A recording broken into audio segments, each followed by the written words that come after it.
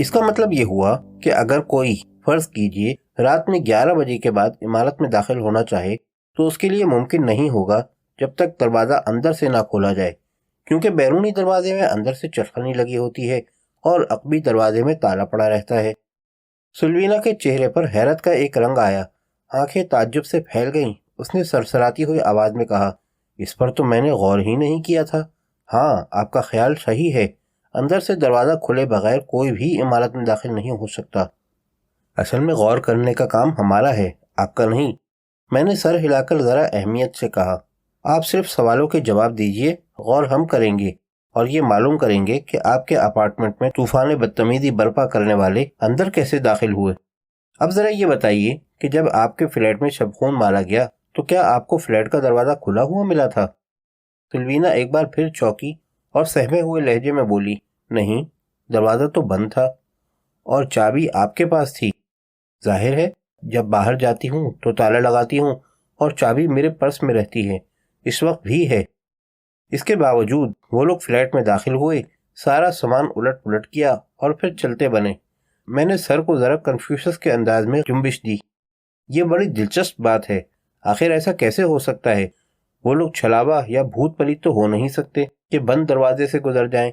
یقیناً انہوں نے دروازہ کھولا ہوگا اور اس مقصد کے لیے چابی بھی استعمال کی ہوگی۔ سوال یہ ہے کہ چابی انہیں کہاں سے اور کیسے ملی؟ میں نے رک کر سلوینا کے حیرت زدہ چہرے کو دیکھا، مگر خیر، آپ فکر نہ کریں، ہم معلوم کر لیں گے کہ اس پردہ اسرار کے پیچھے کیا راز ہے۔ میں نے ایک لمحہ غور کیا۔ دیکھیے محترمہ، آپ کا فلیٹ کوئی تفریحی مقام تو ہے نہیں کہ وہ لوگ آئے، پٹر گشت کی اور چلے گئے۔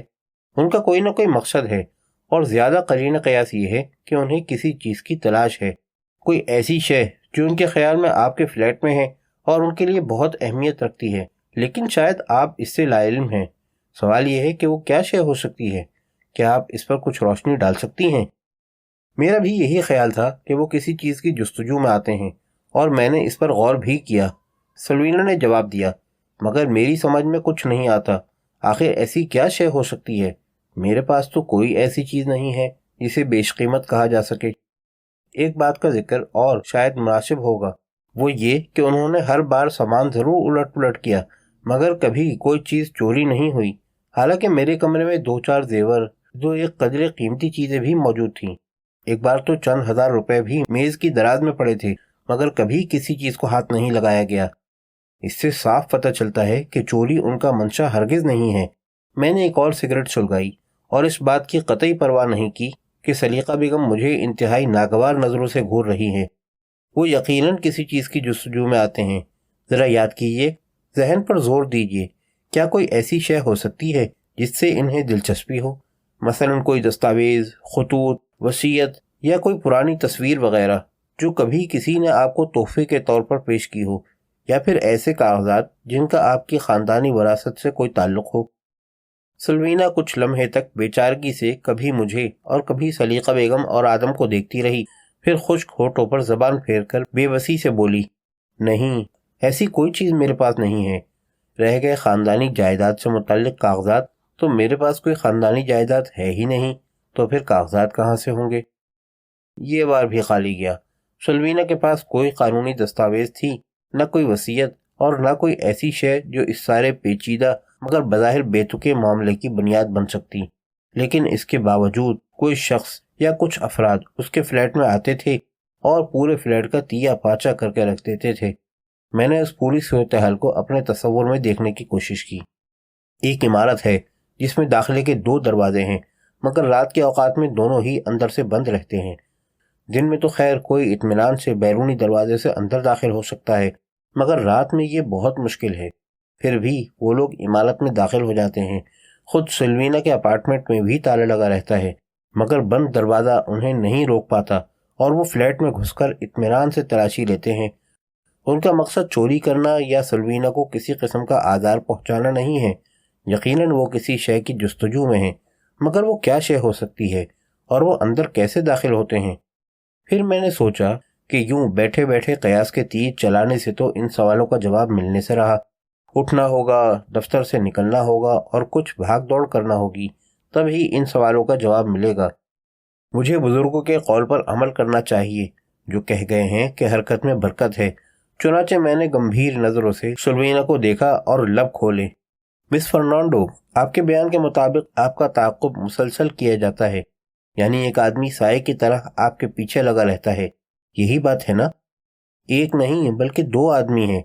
गालिबन वो दोनों बारी बारी मेरी निगरानी करते हैं, सुल्वीना ने कुछ सोचते हुए कहा। और हम वक्त नहीं, कभी कभी वो मुझे तन्हा भी छोड़ देते हैं। कम से कम मैंने ऐसा ही महसूस किया। इस ताक़ुब और निगरानी का एक ही मकसद हो सकता है, मैंने ख्याल जाहिर किया, ये कि वो लोग ये जान सकें कि आप कहाँ कहाँ जाती हैं और किस किस से मुलाकात करती हैं। ये नुक्ता अहम है। आखिर वो क्यों ये जानना चाहते हैं कि आपकी मसरूफियात क्या हैं, आप किन लोगों से मिलती हैं? इस पर गौर करना पड़ेगा। लेकिन ये बात की बात है, पहले तो ज़रा ये बताइए कि जब आप यहाँ आ रही थीं, क्या तब भी आपका ताक़ुब किया गया था? जी हाँ, सुल्वीना ने फीकी सी मुस्कुराहट से कहा। एक आदमी मेरे पीछे लगा हुआ था। इसका मतलब ये हुआ कि वो अब भी नीचे सड़क पर कहीं मौजूद होगा। होना तो चाहिए। ज़रा देखिए तो, मैंने कहा, मगर ज़रा एहतियात से। मैं नहीं चाहता कि वो आपको दरीचे से झांकते हुए देखे और इसे किसी किस्म का शुबा हो जाए। सुल्वीना उठकर वसी खिड़की तक गई। उसने दीवार की आड़ लेकर मुहतात अंदाज में बाहर झांका, फिर गर्दन मोड़कर मेरी तरफ देखा और होले से मुस्कुराई। मैंने एक तवील सांस ली, बारी बारी आदम और सलीका बेगम की तरफ देखा, आहिस्तगी से उठा और सुल्वीना के करीब जाकर बाहर नजर डाली। सुल्वीना ने उंगली से एक शख्स की जानिब इशारा किया कि फुटपाथ पर नीम के पेड़ के नीचे खड़ा था। उसका कद कम से कम 6 फुट था, बाल बिखरे हुए, कल्ले चौड़े, जिस्म पर नीली पतलून और कदरे बोसीदा सा नीला ही कोट था। हुलिये से कुछ बदमाश किस्म का आदमी नजर आता था। गहरी नजरों से चंद मिनट तक उसका जायजा लेने के बाद मैं पलटा और मेज की तरफ बढ़ते हुए सुल्वीना से कहा, जब आप घर से चली थीं तभी से ही आपके पीछे लगा हुआ है? जी हाँ। मैंने चंद लम्हे गौर किया। अच्छी बात है मिस फर्नांडो, अब हम बाहर चलेंगे और स्टेशन तक पैदल जाएंगे। फासला ज़रा ज़्यादा है, ताहम मुझे उम्मीद है कि आपको कोई जहमत नहीं होगी। मैं जानना चाहता हूँ कि ये शख्स आखिर है कौन और क्यों कर आपका साया बना रहना चाहता है। क्या स्टेशन से मुल्हिक सड़क पर आपकी किसी शनासा की रिहाइश है? हाँ, वहाँ मेरी एक दोस्त रहती है। ठीक है, मैंने सर हिलाकर कहा। स्टेशन का पुल अबूर करने के बाद जब हम वहाँ पहुँचें तो आप अपनी दोस्त के अपार्टमेंट में चली जाइएगा। उसके बाद मैं देखूंगा कि ये हजरत क्या करते हैं। आप अपनी दोस्त के पास कम से कम 1 घंटा गुजारिएगा। उसके बाद मैंने रुककर थोड़ा गौर किया, क्या ये मुमकिन है कि आज की रात आप कहीं और गुजार सकें, मसलन किसी होटल में या किसी वाकिफकार के यहाँ? सुल्वीना ने मुतवाहश नज़रों से मुझे घूरा। क्यों? सरेदस्त में वजाहत नहीं कर सकता, बस एक ख्याल है जहन में। अगर आप आज रात और मुमकिन है आइंदा 2-3 रातें अपने फ्लैट में ना गुजारें तो हो सकता है कि इससे मुझे इस सारे गोरख धंधे को समझने में मदद मिले। सुल्वीना चंद लम्हे सोचती रही, फिर बोली, मेरी एक दोस्त है, AB रोड पर रहती है। मेरा ख्याल है कि मैं वहाँ 1-2 रातें गुजार सकती हूँ। ठीक है, आज रात आप वहीं ठहर जाइएगा, मैंने मुस्कुराकर कहा, लेकिन इससे पहले आप अपने फ्लैट पर जाइएगा। मैं तकरीबन 7 और 8 बजे के दरमियान आपके पास आऊँगा और ख़ुद ही आपको AB रोड पहुँचा दूँगा। अब आप ज़रा बाहर कमरे में तशरीफ़ ले चलिए, मैं 1 मिनट में आता हूँ। जब सलवीना बैरूनी कमरे में चली गई तो मैंने पहले मुस्कुराकर सलीका बेगम की तरफ देखा। फिक्र न करो, अब बिलों की अदायगी का इंतज़ाम हो जाएगा। सलीका बेगम ने भोला सा मुँह बनाया, मगर मैंने परवाह नहीं की और आदम की तरफ मुतवज्जह हुआ। यार आदम, मेरा ख्याल है तुम बहुत समझदार आदमी हो। आपका ख्याल गलत नहीं है, मैं भी यही समझता हूँ कि मैं बहुत समझदार आदमी हूँ। आदम ने ठंडी सांस लेकर कहा। है ना? मैंने खुश होकर कहा। फिर तो हमारे जाने के बाद तुम भी रवाना हो जाओ और इस मिसरे को जहन में रखो जो अभी मैंने सुनाया था। हैं कवाकिब कुछ, नज़र आते हैं कुछ। मोहतरमा सुल्वीना के बारे में मालूम करो, कौन है, क्या है, लेकिन इस चक्कर में मत पड़ना कि क्यों है, क्योंकि आज तक कोई भी ये नहीं जान सका कि वो क्यों है। दुनिया के सारे दानिश्वर, कन्फ्यूशस, अरस्तु, अफलातून, आइंस्टाइन, आलम और शबीराती वगैरह वगैरह। ये शबीराती कौन है? आदम ने हैरत से पूछा। बहुत बड़ा आलिम है, दानिश्वर है और हर गली हर कूचे में मिलता है। वो रिक्शा चलाता है, फैक्ट्री में काम करता है, ख्वाचा लगाता है और कभी कभी भीख भी मांगता है। और जब वो कहता है कि महंगाई ने कमर तोड़ दी है तो उसके इस हकीमाना कौल की अहमियत آئنسٹائن کے نظریہ اضافت سے کسی طرح کم نہیں ہوتی، مگر اس غریب کو بھی یہ علم نہیں کہ وہ کیوں ہے۔ چنانچہ تم بھی اس چکر میں مت پڑنا اور صرف یہ معلوم کرنا کہ محترمہ سلوینا نے جو کچھ ہمیں بتایا ہے وہ لفظ بلفظ درست ہے یا نہیں۔ کہیں ایسا تو نہیں ہے کہ کچھ اور بھی اسرار ہیں جو ابھی اس نے منکشف نہیں کیے ہیں۔ تو کیا آپ سلوینا پر بھی شبہ کر رہے ہیں؟ اتنی دیر میں پہلی بار سلیقہ بیگم نے بھی بالآخر اپنی زبان کو زحمت دی۔ کرنا پڑتا ہے سلیقہ بیگم، میں نے طویل سانس لے کر کہا، ہمارا کام ہی ایسا ہے کہ ہر ایک کو شک کی نظر سے دیکھیں، حتیٰ کہ اپنے آپ کو بھی۔ پھر میں نے آدم کی طرف دیکھا، تو تم سمجھ گئے نا؟ ہاں، میرا خیال ہے کہ میں سمجھ گیا ہوں۔ آدم نے پورے یقین سے سر کو جنبش دی۔ شاباش، مجھے تم سے یہی امید تھی۔ پھر میں نے دروازے کی جانب قدم بڑھایا۔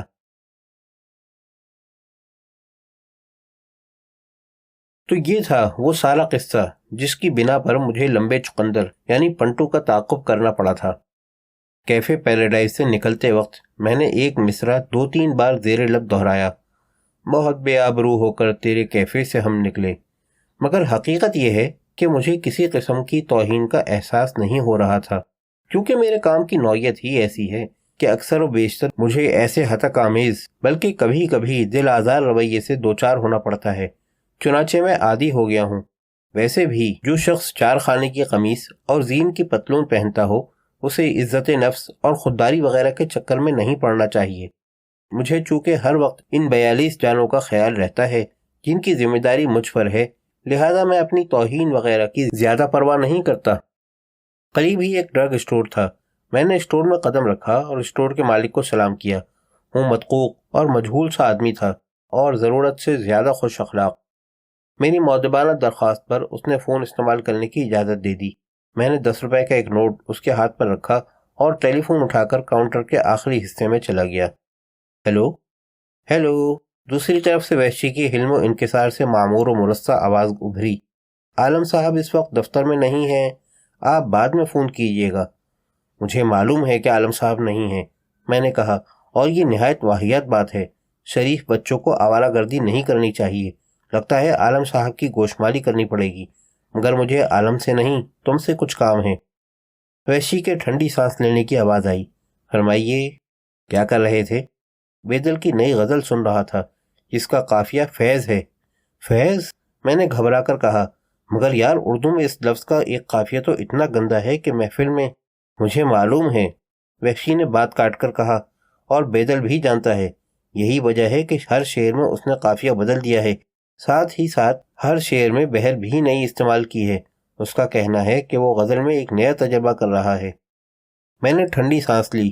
خیر، تجربہ کرنا کوئی بری بات نہیں، مگر تم غزل بعد میں سن لینا۔ فی الحال تمہیں ایک کام کرنا ہے۔ تم نے کبھی کیفے پیراڈائز کا نام سنا ہے؟ کس نے نہیں سنا ہے؟ مجھے معلوم تھا کہ تم باخبر آدمی ہو، میں نے خوش ہو کر کہا۔ تم فوراً کیفے پیراڈائز پہنچو، احتیاط ضروری ہے۔ یہاں ایک صاحب ہیں، نام ہے پنٹو۔ تمہیں اب تک معلوم ہو چکا ہوگا کہ یہ پنٹو صاحب ہماری نئی کلائنٹ سلوینا کا اکثر و بیشتر تعاقب فرماتے ہیں۔ تمہیں یہ معلوم کرنا ہے کہ آخر یہ مسٹر پنٹو کیا ہیں اور کیا کرتے ہیں، کن لوگوں سے اور خاص طور پر کیفے پیراڈائز سے ان کا کیا تعلق ہے، اور یہ کہ یہ حضرت آخر سلوینا کے تعاقب اور نگرانی کی زحمت کیوں اٹھا رہے ہیں، وغیرہ وغیرہ۔ میں نے رک کر سانس لی۔ سمجھ گئے نا؟ جی ہاں، میرا خیال ہے میں سمجھ گیا ہوں۔ شاباش، مجھے تم سے یہی امید تھی، میں نے یکایک بے حد خوش ہو کر کہا۔ اور سنو، میں اس وقت کیفے پیراڈائز کے سامنے موجود ہوں۔ جب تم یہاں آؤ تو اپنے حلیے میں تھوڑی بہت تبدیلی کر لینا اور مجھ سے گفتگو کرنے کی کوشش مت کرنا۔ مبادا مسٹر پنٹو کی نظر پڑ جائے اور انہیں کسی قسم کا شبہ ہو جائے، بہتر ہے۔ اور اب تم جناب بیدل سے دست بستہ عرض کرو کہ اگر انہیں زحمت نہ ہو تو قافیے کی جستجو کو تھوڑی دیر کے لیے ترک کریں اور میری بات سن لیں۔ 1 منٹ بعد بیدل کی آواز آئی۔